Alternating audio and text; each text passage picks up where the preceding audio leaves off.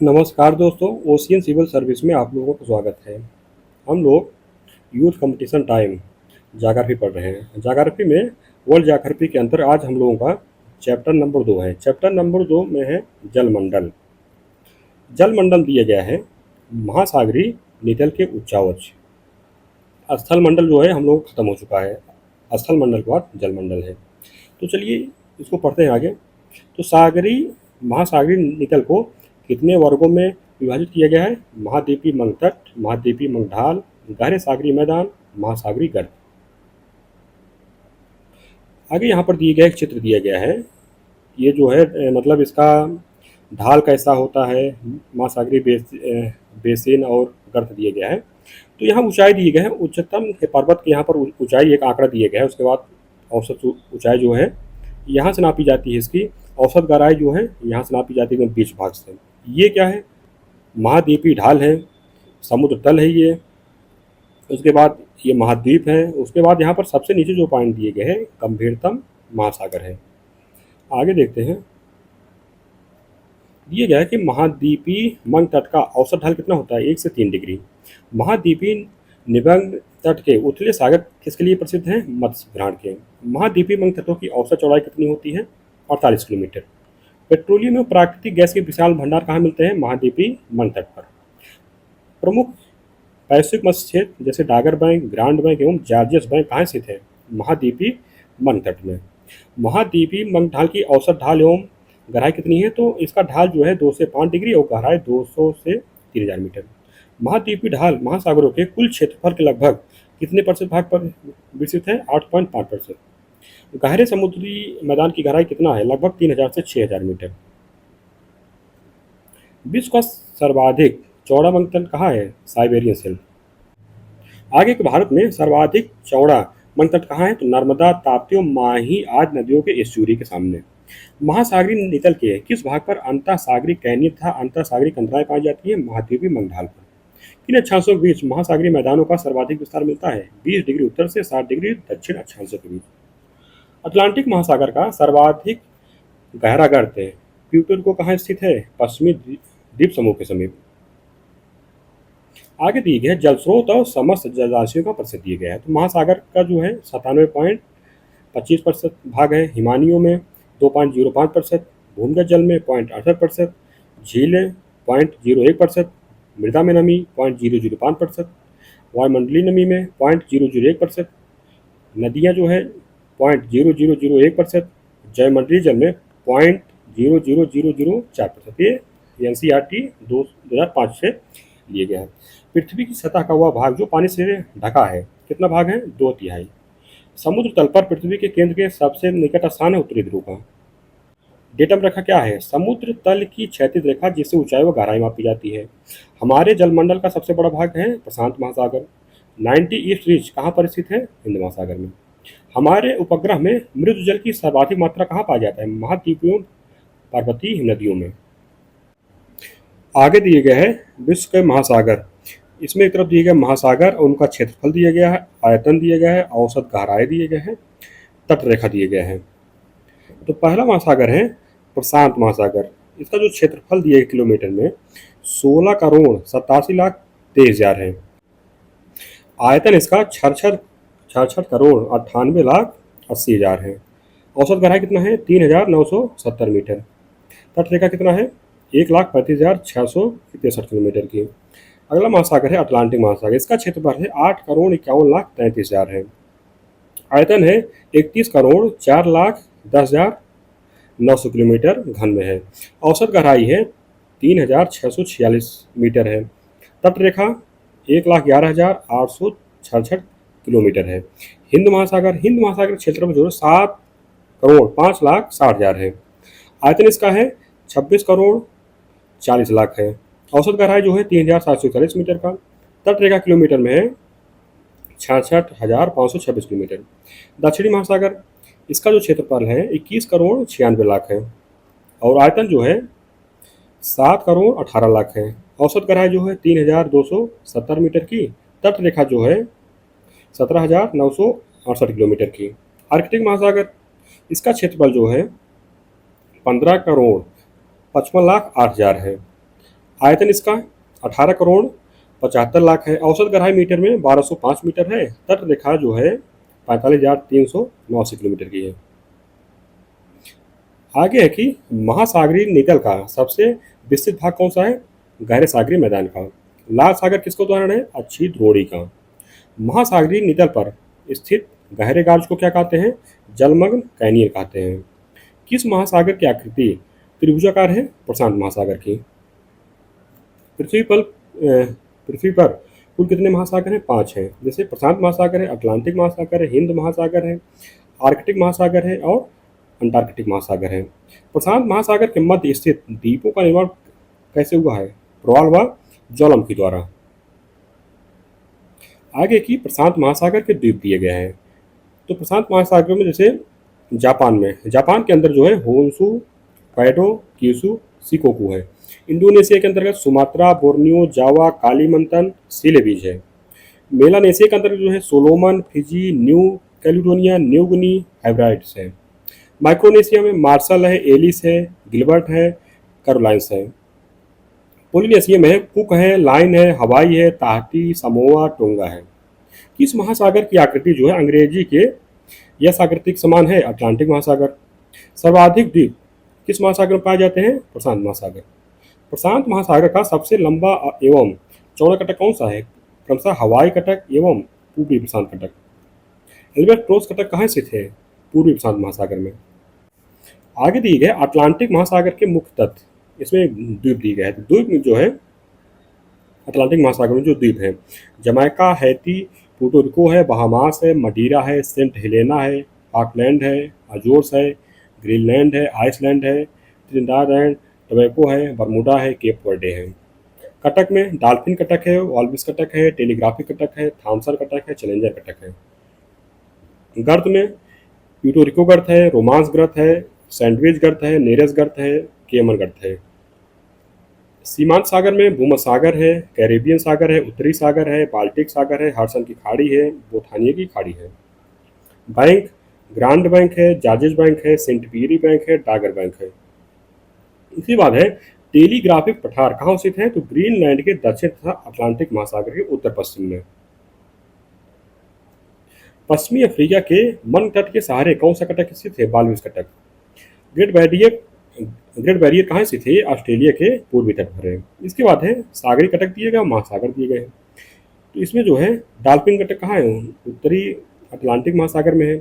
Scotia दक्षिण Atlantic महासागर में है। सेंट पॉल दक्षिण हिंद महासागर में है। एल्बेत्रास जो है दक्षिणी प्रशांत महासागर में है। आगे है कि कार्माडेक खाई कहाँ स्थित है? ये दक्षिणी पश्चिमी प्रशांत महासागर में है। भूपृष्ठ की औसत ऊंचाई एवं गहराई के क्षेत्र को किस वक्र रेखा द्वारा प्रदर्शित किया जाता है? उच्चतादर्शी वक्र के द्वारा। आगे की सेंट पॉल कटक किस महासागर में स्थित है? हिंद महासागर। पाइक्लोक्लाइन का संबंध किससे है? महासागरीय घनत्व से। उत्तर प्रशांत महासागर के प्रमुख गर्त कौन से हैं? मैरियाना की खाई, क्यूराल खाई, एलिसियन खाई। दक्षिण प्रशांत महासागर के प्रमुख गर्त कौन से हैं? टोंगा खाई, कमाडिक खाई, अटाकामा खाई, कार्मेडिक खाई।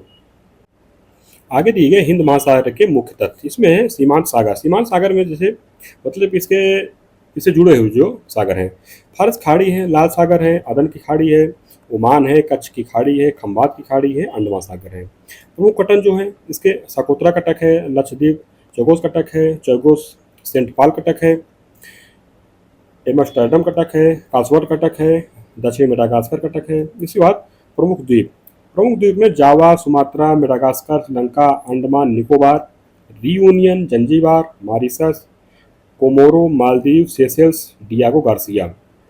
प्रमुख गर्त कौन कौन से हैं? मॉरिशस गर्त है, ओ गर्त है, सुंडा गर्त है, डायमंड टीना गर्त है।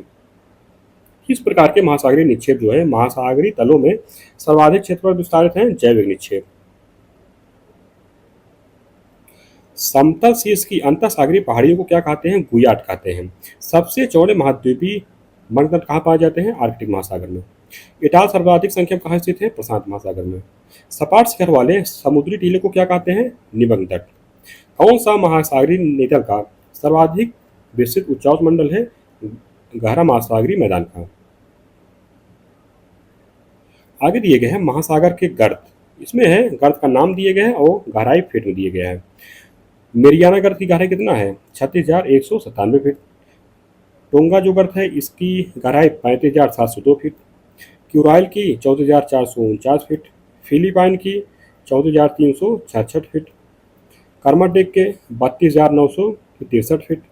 रोमांचे का 25,460 फीट। सुंडा का 24,460 फीट। आगे की महासागरीय कटक जो है डॉल्फिन रिज किस महासागर में स्थित है? अटलांटिक महासागर। विश्व का सर्वाधिक शुद्ध जल भंडार कहाँ स्थित है? अंटार्कटिका में। मध्य अटलांटिक रिज किस प्रक्रिया से निर्मित हुई है? प्लेट विस्थापन से। महासागरीय तल का सबसे गहरा भाग कहाँ स्थित है? प्रशांत महासागर में। इसके बाद है महासागरीय तल के लक्षण और संबंधित महासागर। इसमें है अल्बर्ट्रास पठार जो है दक्षिणी प्रशांत महासागर में है। टेलीग्राफ पठार उत्तरी अंध महासागर में है। फेमस ट्रसम सेंट पालकटक है हिंद महासागर में। क्यूराइल गर्त जो है उत्तरी प्रशांत महासागर में है। मेंडलीव जो है आर्कटिक महासागर में है। कोकोस जो है प्रशांत महासागर में है। एडेन जो है महासागरीय तल अरब सागर में है। केमन है कैरिबियन सागर में है। आल्ट्रिक दक्षिणी प्रशांत महासागर में है। नरेस उत्तरी अटलांटिक महासागर में है। आगे है महाद्वीपीय शिल्प की औसत गहराई कितनी होती है? 100 फायदा यानी कि 600 फीट। सार्गासो सागर कहाँ स्थित है? उत्तरी अटलांटिक महासागर में। आकार के अनुसार बढ़ते क्रम में महासागरों का क्रम क्या है? आर्कटिक, हिंद, अटलांटिक और प्रशांत। किस महाकल्प में महासागर का जल प्लावी बर्फ से युक्त था? मध्यजीवी महाकाव्य में। आगे की समताप रेखा तो समान ताप एवं ऊंचाई वाले स्थानों को मिलाने वाली रेखा। समलवण रेखा महासागर में समान लवणता वाले स्थानों को जोड़ने वाली रेखा। समवागति रेखा तो समान वायु गति वाले स्थानों को जोड़ने वाली रेखा। आइसोनेक क्या है? तो बादल के समान औसत प्रतिशत वाले स्थानों को जोड़ने वाली रेखा। आगे की महासागर और समुद्र की गहराइयां दर्शाने वाले मानचित्रों को क्या कहते हैं? अनुगंभीर मानचित्र। बर्मुडा ट्रायंगल कहाँ स्थित है? उत्तरी अटलांटिक महासागर में। आगे दिए गए हैं महासागरीय धाराएं। तो महासागरीय धाराओं में एक मानचित्र दिए गया है, इसमें महासागरीय धाराओं को दर्शाया गया, तो इसको देख लेते हैं। इसमें जैसे है उत्तरी अटलांटिक का प्रवाह दिए गए हैं। गल्फ स्ट्रीम इधर है, गर्म धारा है। लेब्राडोर धारा जो है ठंडी धारा है। इसके बाद इधर है अलास्का की धारा है। उत्तरी प्रशांत अपवाह है। कैलिफोर्निया की धारा है। उत्तरी विसुती धारा है। और ये दक्षिणी विसुत ये है विसुती प्रतिधारा, और ये है दक्षिणी विसुती प्रतिधारा। पश्चिमी पवन है, हम्बोल्ट धारा है। इसके बाद अटलांटिक महासागर में और भी है, जैसे कनारी धारा हो गया, उत्तर विसुती धारा, विसुती प्रतिधारा हो गया, दक्षिण विसुती धारा हो गया, ब्राजील धारा है, पेंगुला की धारा है, पश्चिमी पवन प्रवाह है, फाकलैंड धारा है। इसके बाद इधर जो है हिंद महासागर में विसुती प्रतिधारा है, दक्षिण विसुती धारा है, अगुलहास की धारा है, पश्चिम पवन प्रवाह है, ऑस्ट्रेलिया की धारा है। और इधर जो है जापान के ऊपर जो है वासियों की धारा है, और जापान के पूर्वी भाग में जो चलती है क्यूरोसियो धारा है, विसुती धारा है। तो इसको आप लोग देख लीजिएगा। आगे दिए गया है कि एक निश्चित दिशा में महासागरीय जल के प्रवाहित होने की सामान्य गति को महासागरीय धारा कहते हैं। महासागरों में धाराओं की उत्पत्ति के कौन कौन से प्रमुख कारक हैं? तो पृथ्वी का परिभ्रमण, तापमान में विविधता, घनत्व में विविधता, वायुदाब, प्रचलित होने। आगे दिए एक महासागरीय धाराओं की दिशा में परिवर्तन लाने वाले प्रमुख कारक कौन से हैं? तो पृथ्वी का परिभ्रमण है, तट की दिशा एवं आकार, मौसमी परिवर्तन है। जो धाराएं निम्न अक्षांशों से उच्च अक्षांशों की ओर चलती हैं उन्हें क्या कहते हैं? गर्म जल धारा। जो धाराएं उच्च अक्षांशों से निम्न अक्षांशों की ओर चलती हैं उन्हें क्या कहते हैं? उन्हें ठंडी जल धारा कहते हैं। गल्फ स्ट्रीम धाराक्रम में किन धाराओं को सम्मिलित किया जाता है? तो फ्लोरिडा धारा, गल्फ स्ट्रीम, उत्तरी अटलांटिक प्रवाह। आगे की संयुक्त राज्य अमेरिका के पूर्वी तट तथा गल्फ स्ट्रीम के ठंडे जल रूपी दीवार का निर्माण किस धारा के जल के कारण होता है? तो लेब्राडोर की ठंडी धारा के जल से। अभी की टाइटैनिक दुर्घटना किस कारण घटी हुई थी? लेब्राडोर धारा द्वारा लाए गए प्लावी हिमशैल से। आगे दिए गए हैं प्रशांत महासागर की धाराएं। इसमें है कि उत्तरी प्रशांत महासागर की धाराएं और दक्षिणी प्रशांत महासागर की धाराएं। उत्तरी प्रशांत महासागर में क्यूरोसिव धारा गर्म है, उत्तरी प्रशांत धारा गर्म है, अल्यूसियन धारा गर्म है, उत्तरी विसुती रेखी धारा गर्म है, अलास्का की धारा गर्म है, कैलिफोर्निया की धारा ठंडी है, ओएसयू की धारा ठंडी है, ओकोटस की धारा ठंडी है। दक्षिणी प्रशांत महासागर की जो धारा है तो विपरीत विषुवती रेखीय धारा गर्म है, दक्षिण विषुवती रेखीय धारा गर्म है, पूर्वी ऑस्ट्रेलिया की धारा गर्म है, एलिनो की धारा गर्म है, केल्विन की धारा गर्म है, दक्षिणी प्रशांत प्रवाह जो है ठंडी है, पेरू या हम्बोल्ट की धारा ठंडी है, ला नीना की धारा जो है ठंडी है। आगे की गल्फ स्ट्रीम की खोज किसने किया था? पोंस डी लियोन ने। गल्फ स्ट्रीम एवं लेब्राडोर के धारा के मिलन स्थल पर कौन सा बैंक है? Grand bank. इर्विंगर धारा किस किस प्रकृति का है और कहाँ प्रवाहित होती है? इसकी प्रकृति क्या है? यह गर्म धारा है और आइसलैंड के दक्षिण में प्रवाहित होती है। मडीरिया तथा केप वर्डे के बीच कौन सी धारा प्रवाहित होती है? कनारी धारा।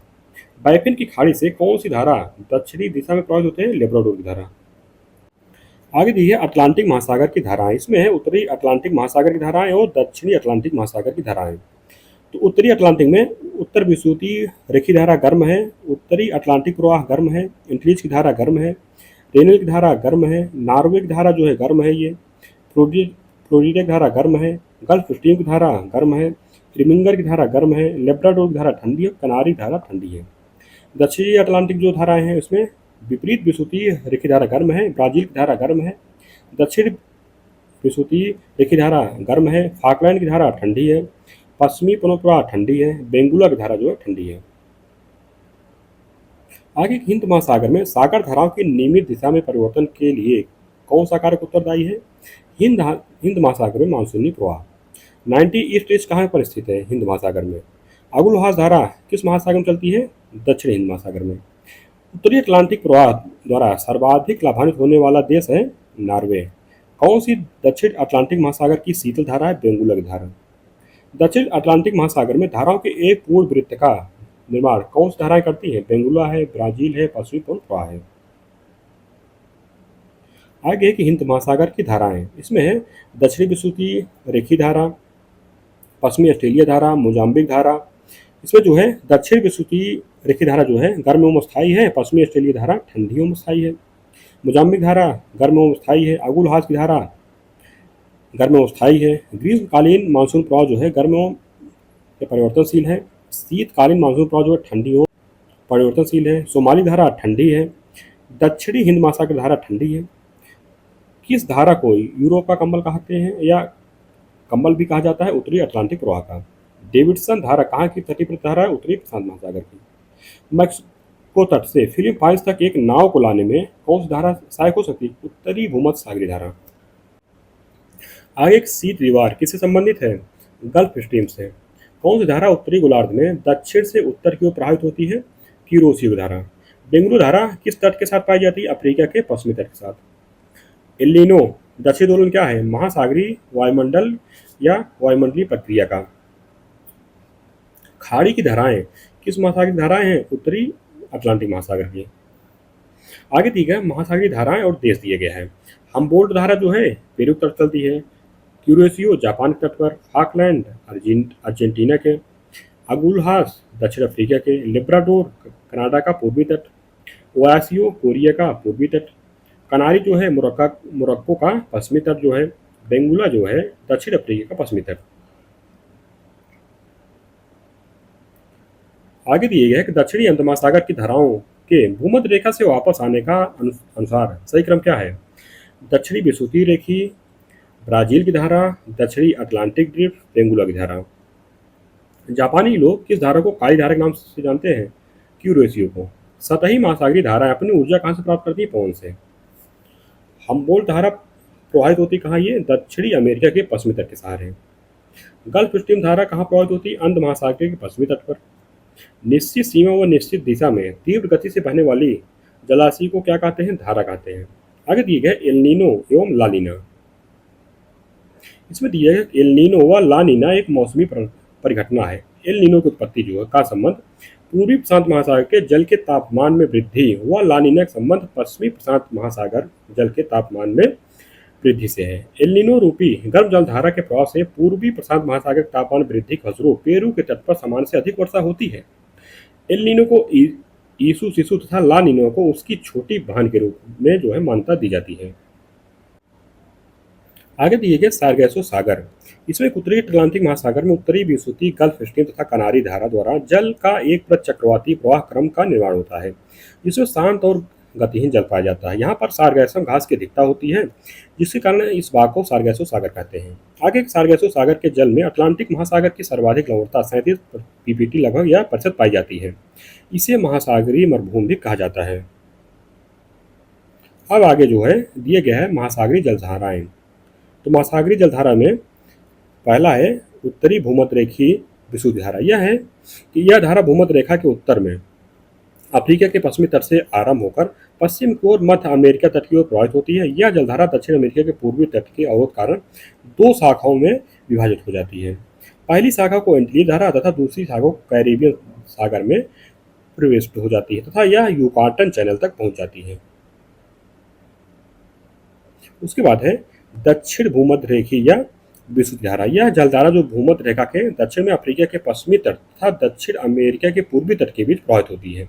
यह धारा ब्राजील तट से टकराने के पश्चात दो शाखाओं में विभक्त हो जाती है। उनमें से पहली शाखा उत्तरी भूमध्य रेखीय विशुद्ध धारा में मिल जाती है, जबकि दूसरी शाखा जो है दक्षिण की ओर प्रवाहित होती है तथा ब्राजील धारा को जन्म देती है। आगे है कि विपरीत यानी कि प्रतिभूमध्य रेखीय विशुद्ध धारा। यह जलधारा भूमध्य रेखा के पास पश्चिम से पूर्व की ओर बहती है, जिसकी दिशा उत्तरी एवं दक्षिणी भूमध्य रेखीय विशुद्ध जलधाराओं के विपरीत होती है। इसलिए इस धारा को विपरीत भूमध्य रेखीय धारा कहा जाता है। आगे है नॉर्वे की धारा। इसमें है कि यह उत्तरी अटलांटिक प्रवाह की एक शाखा है एवं नॉर्वे के साथ बरेंट्स सागर की ओर प्रवाहित होती है। इस जलधारा के कारण रूस का मुर्मंस्क बंदरगाह वर्ष भर खुला रहता है। आगे है इर्मिंगर धारा। यह धारा आइसलैंड के पूर्वी किनारे से बहती हुई पूर्वी ग्रीनलैंड धारा के साथ उत्तरी अटलांटिक प्रवाह में मिल जाती है। अब आगे है पूर्वी ग्रीनलैंड धारा। इसमें यह धारा ग्रीनलैंड के पूर्वी तट से प्रारंभ होकर के फेयरवेल के पास उत्तरी अटलांटिक प्रवाह में मिल जाती है। अलास्का धारा।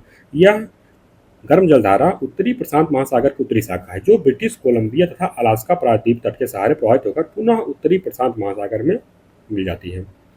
अब आगे है उत्तरी प्रशांत महासागरीय प्रवाह। इसकी उत्तर जापान तट के पास क्यूरोसियो तथा वासियो धारा के टकराने के परिणाम स्वरूप होती है।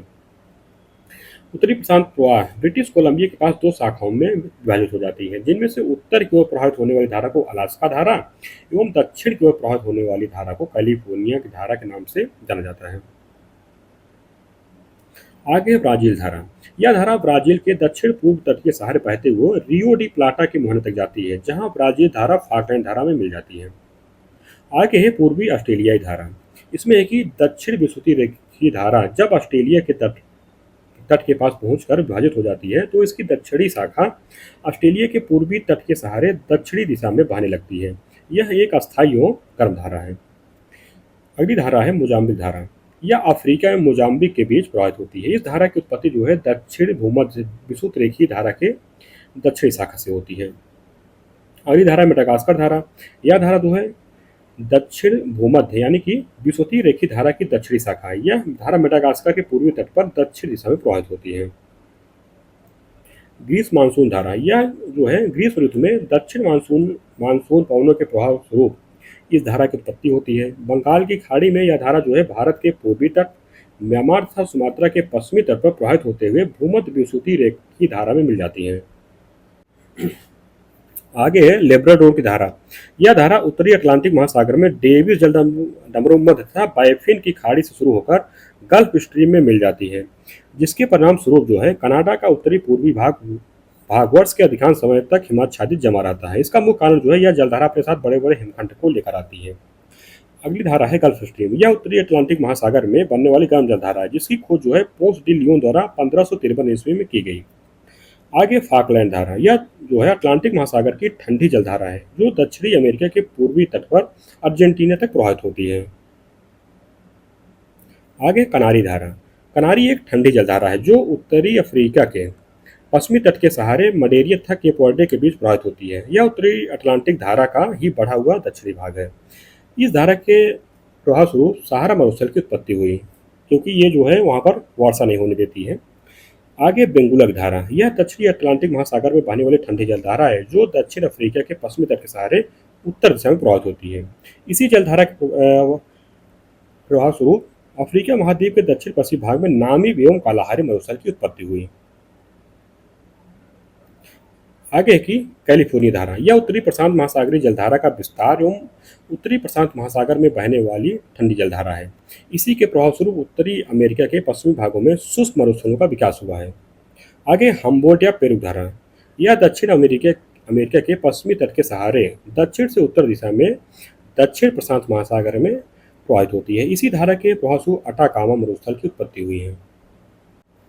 आगे है अगुलहास धारा, मोजाम्बिक धारा की दक्षिण में प्रवाहित होने पर दक्षिण विसुती धारा की शाखा जो है मोजाम्बिक धारा से मिल जाती है। इसके उपरांत जो है उत्पन्न धारा को अगुलहास धारा के नाम से जाना जाता है। फ्लोरिडा धारा, यह उत्तरी भूमध्यरेखीय धारा का उत्तरी विस्तार है। उत्तरी अटलांटिक महासागर में फ्लोरिडा तथा क्यूबा के मध्य बहती है। क्यूरोसियो धारा, उत्तरी विषुवतीय रेखीय धारा फिलीपाइंस के पास दाहिनी ओर मुड़कर उत्तर दिशा की ओर उन्मुख होकर क्यूरोसियो धारा को जन्म देती है। यह धारा जो है अटलांटिक महासागर की फ्लोरिडा धारा से समता रखती है। यह एक प्रकार की गर्म जल धारा है। इसके बाद है ओयासियो, यह धारा बेरिंग जलडमरू मध्य से होकर दक्षिण की तरफ प्रवाहित होती है, जिसके द्वारा आर्कटिक सागर का ठंडा जो जल प्रशांत महासागर में लाया जाता है। 50 डिग्री उत्तरी अक्षांश के पास इसकी एक शाखा पूर्व की ओर मुड़ जाती है तथा अल्यूसियन एवं क्यूरोसियो धाराओं में मिल जाती है। जहाँ पर ओयासियो धारा क्यूरोसियो धारा से मिलती है वहाँ पर कोहरा पड़ता है। सुस्मिया धारा, 30 डिग्री उत्तरी अक्षांश के पास क्यूरोसियो जलधारा की एक शाखा अलग होकर जापान सागर में कोरिया तथा जापान के मध्य पश्चिमी जापान तट के द्वारा प्रवाहित होती है। यह सुस्मिया जलधारा कहलाती है। आगे है उत्तरी विषुवत रेखीय धारा, इसमें इस धारा की उत्पत्ति जहाँ से होती है वहाँ से यह धारा पश्चिम दिशा में प्रवाहित होती है। लगभग 7,500 सागरीय मील की दूरी तय करने के पश्चात फिलीपाइन तट तक पहुँचती है। महासागर के पूर्व में कैलिफोर्निया धारा तथा दक्षिण पूर्वी मानसून हवाओं के योग से इस धारा का जन्म होता है। आगे दिए गया है सागरीय जल में तापमान, लवणता एवं प्रवाल विधियाँ। इसमें है कि सागरीय जल का तापमान किस माह में सर्वाधिक एवं न्यूनतम होता है। तो सर्वाधिक जो है अगस्त में होता है, न्यूनतम फरवरी में होता है। क्योंकि बात यह है जैसे गर्मी तो जून में पड़ती है, लेकिन उसका जल गर्म गर्म होने में कुछ कुछ टाइम लगता है और ठंडा होने में टाइम लगता है। तो गर्म हो पाता है अगस्त में और ठंडा हो पाता है फरवरी में। आगे महासागरीय जल का अधिकतम तथा न्यूनतम तापमान कब होता है। तो क्रमशः दोपहर 2 बजे एवं सुबह 5 बजे। विषुवत रेखा से ध्रुवों की ओर जाने पर महासागरीय जल के तापमान में क्या परिवर्तन होता है, कम होता जाता है।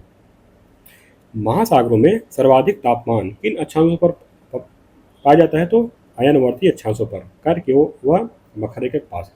इस स्थान पर महासागरीय ताप रेखाएं अक्षांशीय रेखाओं का अनुसरण करती हैं। दक्षिण गोलार्ध में, उत्तरी गोलार्ध के महासागरों में समताप रेखाएं अक्षांशों का अनुसरण क्यों नहीं करती हैं। गर्म एवं ठंडा स्थल खंडों के कारण। आगे मानचित्र दिया गया है, इसमें एक महासागरों में सतही लवणता का वितरण। तो इस मानचित्र में इसका जो मेन पर्पज है दिखाने का, जो लाइन दिखाई गई है, ये सब जो लाइनें हैं ये जो है महासागरीय लवणता को प्रदर्शित कर रही हैं। अब आप इधर देखिए, विषुवत रेखा के उत्तर में यहाँ पर जो है ये लाइनें बिल्कुल एकदम सीधी सीधी नहीं चलती हैं। जैसे यहाँ पर आप देख लीजिए, यहाँ देख लीजिए, यहाँ देख लीजिए। जबकि जो दक्षिणी गोलार्ध में है यहाँ पर इसकी लाइनें लगभग सीधी सीधी चलती हैं। इसका कारण है कि दक्षिणी गोलार्ध में जो है स्थल खंडों की मतलब कमी है। तो वहाँ पर तापमान सागर ही सागर है, तो सागर का एक तापमान जो है बना रहता है। जब तापमान बना रहता है तो तापमान को वितरण को प्रभावित करने वाले जो कारक है, जैसे तापमान हो गया, महासागरीय धाराएं हो गई, तो वहाँ पर बिल्कुल एकदम से बराबर चलती हैं। और इधर उत्तरी गोलार्ध है, यहाँ पर जैसे पवनों की भी दिशा बदलती रहती है और जो है तापमान भी बदलता रहता है, मतलब स्थलखंडों का। तो वहाँ पर जो है जो समान लवण वाली जो रेखाएं हैं वो भी जो है अलग अलग पैटर्न दर्शाती हैं। आगे देख लेते हैं। आगे दिए गए संपूर्ण महासागरों का जल औसत वार्षिक तापमान कितना माना जाता है। 17.2 डिग्री सेल्सियस यानी कि 63 डिग्री फ़ारेनहाइट।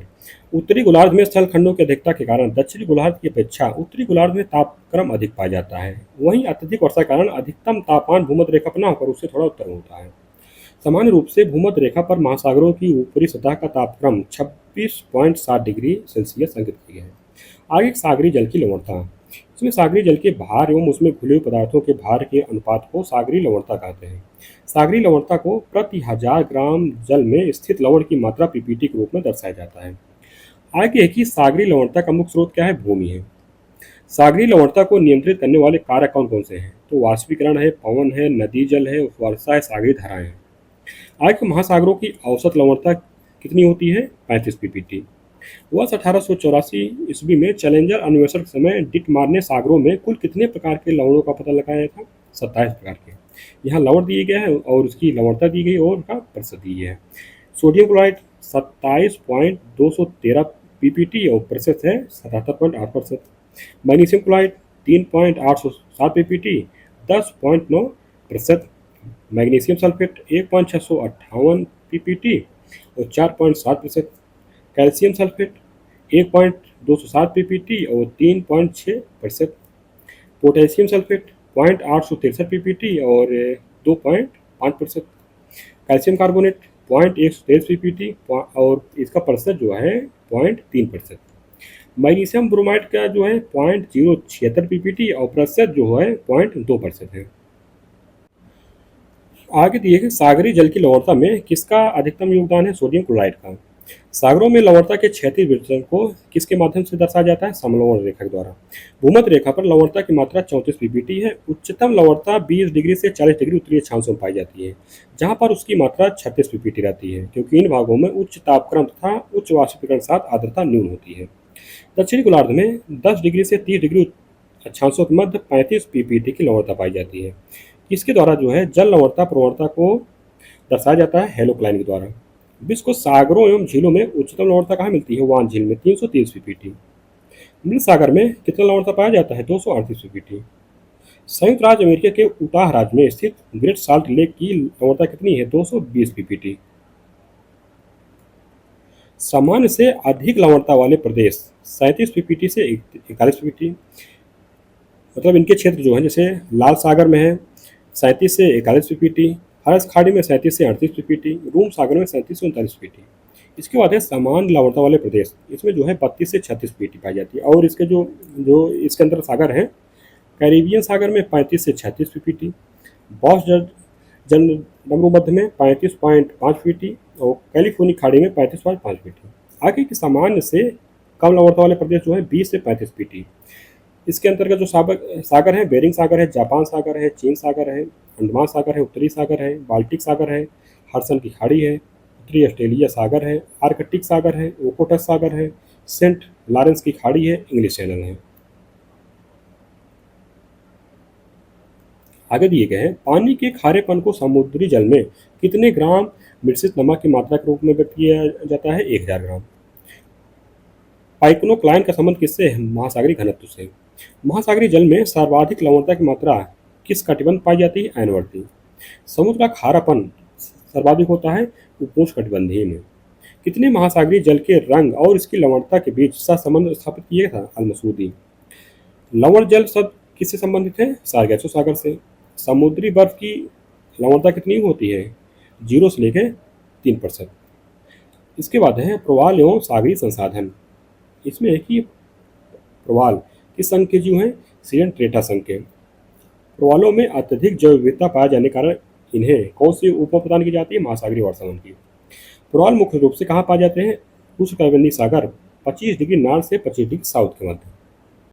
आगे है कि प्रवाल के विकास के लिए अनुकूलन तापमान कितना आवश्यक होता है? 20 डिग्री से लेकर 21 डिग्री सेल्सियस तक। इसके बाद है प्रवाल भित्ति के प्रकार। इसमें है तटीय प्रवाल भित्ति। तटीय प्रवाल भित्ति के अंतर्गत जो है दक्षिणी फ्लोरिडा, अंडमान एवं निकोबार, सोमाइटी द्वीप समूह। अवरोधक प्रवाल भित्ति में ऑस्ट्रेलिया के उत्तर पूर्वी तट पर स्थित ग्रेट बैरियर रीफ। इसके बाद है वलयाकार प्रवाल भित्ति जो है फिजी एटाल, एलिस द्वीप में फुनाफुटी एटाल। इसके बाद है प्रवाल का विकास कितने फीट की गहराई तक हो सकता है? 200 से लेकर 250 मीटर। प्रवाल विकास के लिए जल में कितनी लवणता उपयुक्त मानी जाती है? तो 27 फीट से लेकर 30 फीट। प्रवाल भित्ति की उत्पत्ति के कितने सिद्धांत हैं? अवतरण सिद्धांत है, स्थिर स्थल सिद्धांत है। प्रवाल भित्तियों से संबंधित चार्ल्स डार्विन का सिद्धांत किस सिद्धांत के अंतर्गत आता है? अवतरण सिद्धांत के।